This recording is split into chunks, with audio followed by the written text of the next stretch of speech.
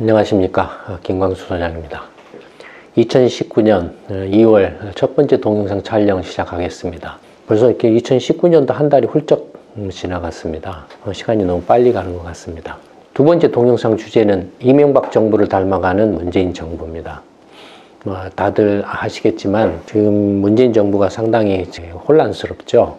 촛불 집회 이후에 정권이 이제 탄생했지만 자력으로 뭔가 치밀하게 어떤 정책이나 아니면은 그 수권 준비를 치밀하게 해서 정권을 잡은 게 아니고 거의 그 박근혜 씨가 이렇게 최순실 게이트와 관련해서 똥볼 차서 얻어 걸린 거죠. 그러다 보니 그 정권을 잡아도 스스로 자중질환에 빠지고 정책도 거의 주먹구구식에 가까운 그런 정책적인 혼란이나 혼선 뭐 이런 것들이 계속 확대 재생산되고 있는 그런 모습을 보이고 있습니다. 지금 이제 문재인 정부 출범한 지 2년이 돼 갑니다만 거의 이제 모양이 이명박 정부를 닮아가는 것 같아요. 그래서 이제 2월 달 첫 번째 동영상 주제로 이 주제를 정해봤습니다. 그러면 이제 무엇 때문에 문재인 정부가 이명박 정부를 닮아가고 있는가에 대해서 이제 말씀을 드려보도록 하겠습니다. 이미 이제 많은 분들이 아시고 계시고, 사실 오늘 이 동영상 촬영은 1월 29일입니다. 오늘 이제 문재인 정부가 발표를 하거든요. 뭘 발표를 하냐 하면은 이른바 각 지자체들한테 예타 면제 사업을 이제 신청해라 해가지고 이제 각 지자체들이 한 2개 이상씩 이제 예타 면제 사업을 신청을 했죠. 그걸 현재 오늘 이제 문재인 정부 청와대하고 기획재정부가 심사를 해서 선정을 해서 발표를 하는 날입니다. 오늘 오후쯤에는 그 발표가 나오겠죠. 물론 이제 예타 문제뿐만이 아니라 지금 문재인 정부가 하고 있는 거의 대부분의 정책들이 혼란과 혼선 그 자체입니다. 유감스럽고 안타까운 점을 넘어서서 어처구니가 없고 화도 나고 그렇죠. DJ 정부, 그 다음에 노무현 정부를 경험했음에도 불구하고 어떤 면에서 보면은 더 혼란스러운 것 같아요. 노무현 정부 때보다도 더 무능하고 그런 걸 경험을 했음에도 불구하고 조금도 어떤 국가 경영에 있어서 발전이라든지 진척이라든지 개선된 게 없다라는 게 참 너무 이렇게 화가 납니다. 뿐만 아니라 이명박 박근혜 정권 10년 야당, 제1야당으로서 민주당이 제1야당이었지 않습니까? 그러면은 당연히 제1야당이면 수권 준비를 항상 하고 있어야 되죠. 그래서 필요한 정책들, 그 다음에 그 정책을 실행하는 데 있어서 필요한 전문 인력들을 이렇게 확보하고, 그 다음에 구체적인 어떤 이제 실행이나 성과에 대한 어떤 구체적인 어떤 보관들을 가지고 있어야 되는데 전혀 그냥 준비 없이 멍 때리고 있다가 그냥 그것도 정권도 얻어 걸려가지고 마구잡이로 이렇게 질러대는 식으로 이렇게 질러대다 보니까 자기들끼리도 서로 치고받고 싸우는 그런 상황이 벌어졌죠. 예를 들어서 대표적인 게 일기 이제 경제팀이라고 불렸던 김동연 경제부총리를 하고, 그다음에 청와대 장하성 정책실장과 홍장평과 뭔가 하는 사람 등 이런 사람들하고 간에 서로 이렇게 말도 안 되는 싸움, 대놓고 소득주도 성장을 해야 된다라고 떠들던 이제 청와대 하고, 야, 소득주도 성장이 웬 말이냐, 혁신주도 성장을 해야 된다라고 떠들던 김동연 씨하고, 말로 이제 소득주도 성장하면서 혁신주도 성장해야 된다라고 이렇게 핑계를 찾고 이제 댔죠. 어쨌든 조금 문재인 정부가 결과적으로는 이런 국가를 제대로 이끌어가지 못하고, 특히 이제 경제면에서 완전히 이제 무능함을 이렇게 드러내고, 그에 대해서 이제 많은 국민들이 실망과 비판이 이제 쏟아지니까 이제 집권 2년째 이제 방향선회를 급격하게 하고 있는데, 작년부터 이제 시작을 했는데 올해 들어와서 올해부터는 아예 노골적으로 토건형 경기 부양책으로 이렇게 선회를 하고 있습니다.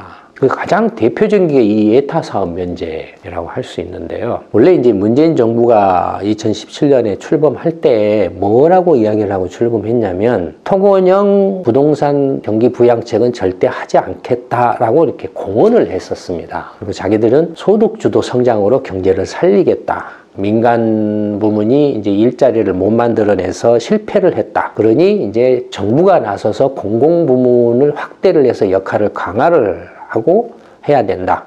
그래서 공공부문의 일자리 81만 개로 늘리고, 그다음에 최저임금도 대폭 올려서 소득주를 이렇게 높이면은 경제 성장을 회복할 수 있고 경제를 활성화시킬 수 있다. 이렇게 말도 안 되는 주장들을 막 떠들어댔죠. 명백히 통원형 경기 부양책을 하지 않겠다라고 해놓고 한 게 뭐였냐면 제일 먼저 한 게 수도권 3기 신도시 건설 사업이었습니다.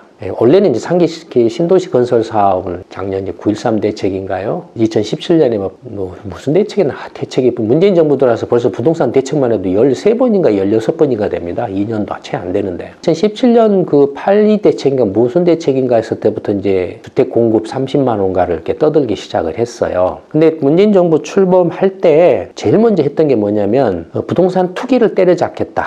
어떻게 때려잡느냐? 투기 주범을 찾아야 때려잡지 않겠습니까? 근데 이제 문재인 정부가 이제 부동산 투기 주범으로 지목한 게 누구였냐면은 다주택 소유자였습니다. 다주택 소유자였고, 그 다음에 다주택 소유자에 대한 보유세가 너무 낮다, 너무 적다라는 거였습니다. 그래서 떠들었던 게 뭐였냐면은 다주택 소유자 또는 고가주택 소유자의 보유세를 강화하고 대폭 강화해서 투기를 잡고 그다음에 다주택 소유자를 이제 규제하기 위해서 대출을 강력하게 억제하겠다. 뭐 이런 거였거든요. 사실 간단합니다. 뭐 이렇게 다주택자를 때려잡는 방법은 이렇게 난리 부르스를 안 쳐도 정말로 그 부동산 투기만을 잡는다라고 하면 금리 올리면 되거든요. 금리 올려버리면 금방 때려잡거든요. 근데 금리는 그대로 놔두고 이제 그런 걸 하는 거죠. 근데 다주택자 때려잡겠다라고 해놓고 이제 뭐 이런저런 대책들을 내놨는데 약발이 안 먹히니까 문재인 정부 때 이제 부동산 가격이 어마어마하게 폭등을 했습니다. 어마어마하게 폭등을 했어요. 수도권에서. 특히 서울에서. 근데 어쨌든 온갖 대책들을 쏟아냈는데도 약발이 안 먹히니까 나온 게 뭐였냐면 이제 수도권에 30만 호 주택 공급 확대하고 그 다음에 이제 이른바 전국계 구도심들 있지 않습니까? 원도심이나 구도심이나 하는 이제 옛날 대도시들의 지방 광역시 시도 그 도시들의 옛날 이제 뭐 도청이나 시청이 있었던 데들이 지금 다 거의 다 구도심이 됐지 않습니까? 그러니까 그 구도심을 다시 이제 살린다라고 해서 나온 게 뭐였냐면은 도심 재생 사업인가 뭔가를 또 했어요. 그 다음에 또 한 게 뭐였냐면은 스마트 시티 4차 산업혁명을 선도를 해야 된다라고 해가지고 제일 먼저 질러댄 게 스마트 시티 시범 사업이었습니다. 스마트 시티 시범 사업으로 지정한 게 어디였냐면은 공무원 천국인 세종시하고 부산이었습니다. 부산 해운대인가 어딘가 뭐 그랬을 거예요. 두 군데를 이제 1호로 지정을 했죠. 그것도 모자라서 예를 들어서 이제 서울시장 같은 경우는 박원순 씨 같은 경우는 도심 뭐 뉴타운 사업, 이른바 박원순판 뉴타운 사업을 막 질러댔죠. 그래서 이제 강남 지역이나 저기 삼성동이라든지 현대 그 한전부지라든지 그래서 그 일대를 다시 재개발하는 지하 도심을 이렇게 재개발하는 뭐 그런 걸 발표를 하던다든지 용산이라든지 어디 여기저기 막 그 온갖 곳에 이제 재개발 그 사업들을 막 질러대죠. 질러댔다가 이제 반발이 심하고 문제가 생기니까 다시 이제 뭐 그걸 철회하고 뭘 또 속도 조절하네 뭐 하냐고 난리 생쇼를 하고 박원순 씨가 왜 그 짓을 하냐 이거예요. 누가 아무도 안 쳐다보니까 자기 이제 다음번 대선에 나가야 된다고 똘마이들이 옆에서 막 찝쩍대고 하니까 언론의 주목을 끌려고 하는 거죠. 언론의 주목을 가장 이렇게 끌 수 있는 게 그런 부동산 관련한 걸 질러대는 거죠. 대표적인 게. 민주당이죠. 다 민주당 당원이지 않습니까? 민주당 사람들이죠. 그런 거다 이거예요. 이제 그래도 이제 안 되니까 경제가 안 좋아지고 소득주도 성장한다 해서 이제 성과가 뭐 6개월 후에 나옵니다. 뭐 1년 후에 나옵니다. 뭐 언제 어떻게 됩니다. 라고 했는데 그다음에 뭐 진보 세력이 생각을 바꿔야 됩니다. 뭐 그다음에 뭐 우리가 뭐 재벌 때려잡는다고 어쩐다고 막 큰 소리치고 방방 떴다가 지금은 이제 그 지지자들마저도 이제 문재인 정권이 오히려 더 앞장서서 친재벌이네 뭐네 하는 이런 소리까지 나오고 있죠. 이건 뭘 말하냐면 친재벌, 반재벌, 뭐 친기업, 반기업 그 자체가 중요한 게 아니고 문재인 정권이 국가를 경영하는데 특히 경제와 관련해서 핵심적인 정책의 어떤 일관성이나 정책의 알맹이가 없다 이거예요. 알맹이가 없고 그걸 실제로 어떻게 또 현실에서 이렇게 집행하고 실행해가지고 결과를 낼 것인가에 대한 노하우나 경험 자체가 없다 이거예요. 그냥 돈 뿌려대고 그냥 뭐 금리나 대출만 어떻게 뭐 이렇게 좀 조절하고 하면은 그것이 경제 운영에 다한 걸로 착각을. 그다음에 문재인 정권만큼 이렇게 경제 관련해 가지고 대책을 선언한 것도 그렇게 선언을 그렇게 많이 한 정권도 없는 것 같아요. 온갖 무슨 이렇게 사업 선언을 해요. 탈원전 선언, 뭐 신재생 사업, 소득주도 성장한다면서 그러면서도 한쪽에서는 또 무슨 혁신 성장 선언, 뭐 그다음에 뭐 이렇게 지역 균형 발전 뭐 저쪽 하면서 무슨 선언, 신남방 정책 선언, 무슨 선언, 별별 선언들을 다 해요. 이건 정말로 아무것도 모르는 초짜들이 하는 행태예요. 초짜들이. 그 이제 문재인 정권 출범해서 2년 남짓 되는데 경제가 이제 당초에 이렇게 말도 안 되는 엉터리 소리를 해가지고 떠들었던 것에 대해서 그 진보의 빠돌이들이나 이런 사람들이 있지 않습니까? 그 지지자들 기대를 한껏 올려놨다가 결과적으로는 이제 터무니없는 이제 현실하고 괴리가 벌어지니까 모든 것에서 지금 갈등이 일어나고 있잖아요. 최저임금 문제가 자영업자 문제라든지 그다음에 무슨 이렇게 노조 문제라든지 이렇게 온갖 그 이해 집단들의 그 갈등 문제들이 지금 표출되고 있잖아요. 그걸 해결하고 조정을 못 하고 있죠. 문제만 키우고 있는 상황이죠. 근데 뭐 어쨌든 그러다 보니 거의 대놓고 이제 경기는 이제 뭔가 이렇게 살려서 뭔가 가시적인 뭔가 성장률이 높아진다. 성장률을 높여야 되거든요. 지금 성장률이 떨어지고 있으니까. 그래서 그걸 위해서 아예 가시적으로 이기 경제부총리가 누구죠? 홍남기가 뭔가를 이렇게 임명을 했잖아요. 그러니까 이 사람을 중심으로 해서 아예 이제 대놓고 토건형 경기 부양책을 노골적으로 해버리기 시작하고 있죠. 그게 이제 문재인 대통령 자신이 가서 이제 지방을 돌아다니면서 이제 정치적인 쇼를 하고 있죠. 다 신청해. 내가 그 사업성 평가 면제해 줄 테니까. 국무총리라는 작자도 돌아다니면서 그런 짓을 하고 있고, 그 다음에 뭐 민주당 대표라는 작자도 그런 식으로 돌아다니면서 온갖 지방에 가서 이렇게 그런 식으로 이렇게 막 질러대는, 경제부총리도 돌아다니면서 그 짓을 하고 있고, 그래서 다 신청해. 내가 다 이렇게 봐줄 테니까. 뭐 이런 식이다 이거예요. 그러니까 아예 이제 대놓고 토건형 경기 부양책을 이제 본격적으로 하겠다라는 거죠. 여기에 대해서 당연히 또 이제 엄청난 반발이 나오죠. 여기저기서. 이게 말이 되냐. 아주 대표적인 그 어처구니 없는 케이스가 하나 있었던 작년 연말에. 단기 일자리 알바 5만 명인가 몇만 명 고용 늘린다라고. 일자리가 이제 그냥 악화돼가지고 우스갯소리도 나오고 했잖아요. 동영상에서도 이야기를 했고. 강의실 불 끄기. 도로 이렇게 뭐 쓰레기 줍기 뭐라든지 전철이나 서울역에서 길 안내하기, 짐 들어주기 뭐 이런 거. 그다음에 공기업한테 무조건 뽑으라니까는 공기업이 시킬 일도 없는데 그냥 뽑아가지고 앉아만 있다 가라 뭐 이런 거 이런 식이었잖아요. 그런데 그런 일자리 자체도 이제 신청도 안 하고 그래서 미달도 되고 뭐 이런 상황이 벌어졌잖아요. 그러니까 예비 타당성 면제를 이제 해주겠다 하니 모든 이제 17개, 16개인가 17개 광역시도 가 전부 신청을 해라 라고 해서 이제 그 신청한 것을 뭐 이것저것 모아가지고 잡았더니 한 20조에서 60조까지 뭐 이렇게 막 이야기를 하고 있다 이거예요. 4대강 사업이 20조인가 24조인가 그랬잖아요. 그러니까 이 예타 사업, 면제 사업도 4대강 사업 저리가라 할 정도로 큰 사업이죠. 그럼 4대강 사업은 어떻게 한 겁니까, 이명박 씨가? 처음에 이제 분명히 그 2006년, 2007년에 노무현 정권 때 4대강 사업 이제 서울시장이 당시 이명박 씨였잖아요. 그 운하 사업 뭐 저저저거 막 떠들고 이렇게 해서 그래서 4대강 사업 국토연구원이 이제 KDI하고 해서 이렇게 평가를 했는데 사업성이 없다라고 기각을 했었죠. 근데 이제 이명박이 이제 대통령 되고 나서 뭐 4대강 사업 타당성이 있습니다라고 국토연구원이 보고서를 뒤집어서 그냥 바꿨죠. 그래서 환경평가고 뭐고 다 이제 녹색 성장의 어떤 그게 아주 대표적인 세계적인 모델 케이스가 됩니다. 그래서 녹색 경쟁 보다고 사기를 쳤죠. 그거나 여기서 문재인 대통령이 민주당이 모든 지자체들한테 예타 면제 해줄 테니까 각각 이렇게 한 두세 개씩 신청해봐요 라고 이렇게 하는 거는 오히려 어떤 면에서 보면 사업 타당성 검토라도 한 것이 차라리 4대강 사업은 사업 타당성 검토라도 했죠. 해서 사업성이 없다라는 것이 드러났죠. 근데 지금 예타 면제는 뭡니까? 아예 그거 자체를 안 한다라는 거잖아요. 그럼 뭘 말합니까? 아예 사업 타당성이 없는 것을 그대로 다 해주겠다라는 거잖아요. 사업 타당성 평가를 한번 해가지고 있냐 없냐를 판단한 다음에 이건 사업 타당성이 없지만 근데 정치적 판단에 의해서 사업을 해야 된다라는 식으로 뭔가 사전에 그런 것들이 좀 정리가 되어야 나중에 평가를 할 수 있잖아요. 근데 그런 것 없이 쑥 가버려요. 그러면 나중에 평가를 무슨 기준으로 할 겁니까? 이제 온갖 놈들이 다 말아먹고 빼먹고 이제 지금 뒤에 보면은 전부 다가 도로 짓고 철도 짓고 공항 짓고 한방 짓고 이거 하는 건데 지금도 그 공항이나 도로나 철도나 이렇게 텅텅 비거나 지금 사업성이 없어가지고 매년 적자가 나서 그 세금으로 떼우고 있잖아요. 지금도 굉장히 많잖아요, 그게. 그럼 이거 책임을 누가 질 거냐, 이거. 민주당이나 문재인 씨가 책임질 겁니까? 지금까지 그렇게 해서 책임진 놈이 어느 누구가 있었냐, 이거예요. 아무도 없죠. 예를 들어서 지금 이제 그 예타 사업으로 지금 신청한 것들 각 지자체가 17개인가가 2개씩 이제 신청해라 했더니 이렇게 올라온 것들이 서울 같으면 이제 동부간선도로 확장, 인천 같으면 GTX 광역철도,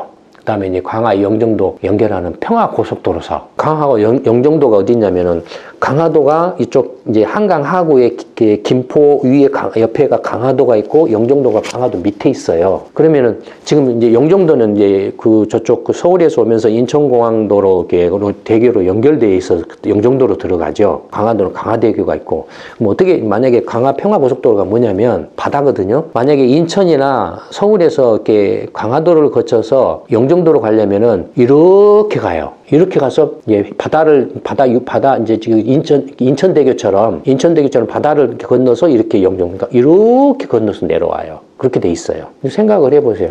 누가 서울이나 인천에서 영종도로 가는데 강화도로 위로 쭉 올라갔다가 유턴해서 이렇게 내려갑니까? 그런 사람 없어요. 결국에는 강화도에 사는 사람이 영종도 비행기 타러 왔다 갔다 하거나 영종도에 볼일 보러 왔다 갔다 영종도에 갈 일이 뭐가 있어요? 그냥 공항 말고는. 거기다가 이제 고속도로를 놓겠다라는 거예요, 바다에다가. 그런가 하면 이제 뭐 경기도, 그 다음에 뭐 이렇게 그 전철 연장, 부산. 금액을 보면은 대구 하면은 대구 산업선철도 1조. 대구 도시철도 그 혁신도시 연장건설 7천억. 그 다음에 대구하고 붙어 있는 게 경북이죠. 경북, 동해 중부선 복선 전철화. 포항에서 이제 동해 위까지 그 바다, 동해안 쪽으로 가는 전철 뭔가 이렇게 복선을 하는데 4조, 동해안 고속도로 7조. 그러니까 돈을 먹어본 놈들이 크게 질러대, 먹어본 놈들이. 왜냐면 여기는 대구 경북이나 이런 데는 그 이명박 박근혜 역대 정권의 가장 새누리 정권의 본거지잖아요. 그러니까 정부의 그 눈먼 돈을 따먹을 줄 알아요. 국비는 눈먼 돈이라 하는데 따먹을 줄 알아요. 확 질러대요. 주려면 주고 말란 말어. 탁 튕겨요. 그러면 왜 그래 줄게 뭐 이렇게 되는 거예요.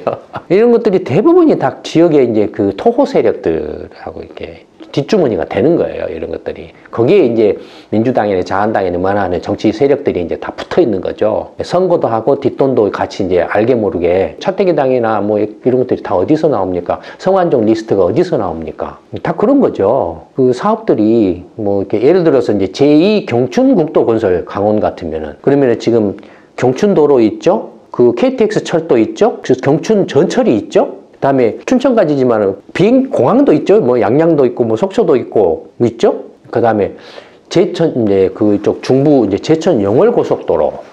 그다음에 이제 뭐 충북 같으면은 충북선 철도 고속화 했는데 청주 국제공항 충주 제천. 한번 가보세요. 이렇게 가보시면 이거 알아요. 저는 이렇게 많이 가봤거든요. 가보시면 알아요. 청주 국제공항은 지금 문 아직도 안 닫았나요, 여기? 그다음에 그 뭐 아주 그 이제 많이 이게 오르내렸던 전북의 새만금 국제공항 건설. 이거 1조 원이 들어가는 거예요. 이게 말이 되냐 이거예요. 이런 것들이. 그 다음에 그 세종 같으면 KTX 세종역 설치, 세종 청주 고속도로.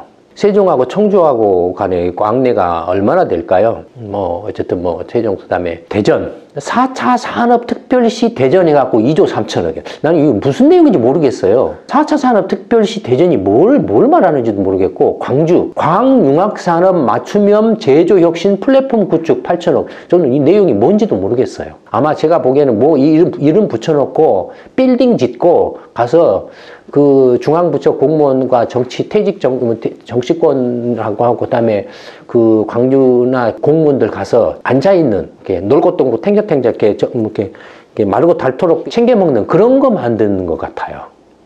보여요 그렇게.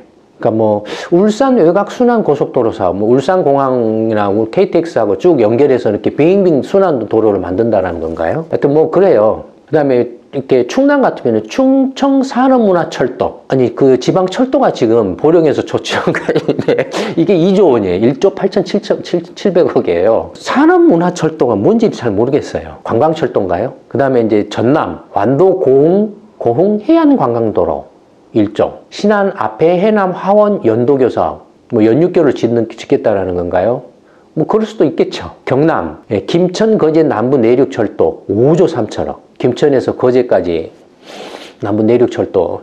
아마 이게 그 김천, 거제가 KTX를 하려고 하나요? 야, 하여튼 부산 제2신항건설 10조. 지금 부산 제2신항은 지금 어떻게 돼 있나요? 제2신항건설 이야기가 지금 어떻게 됐어요?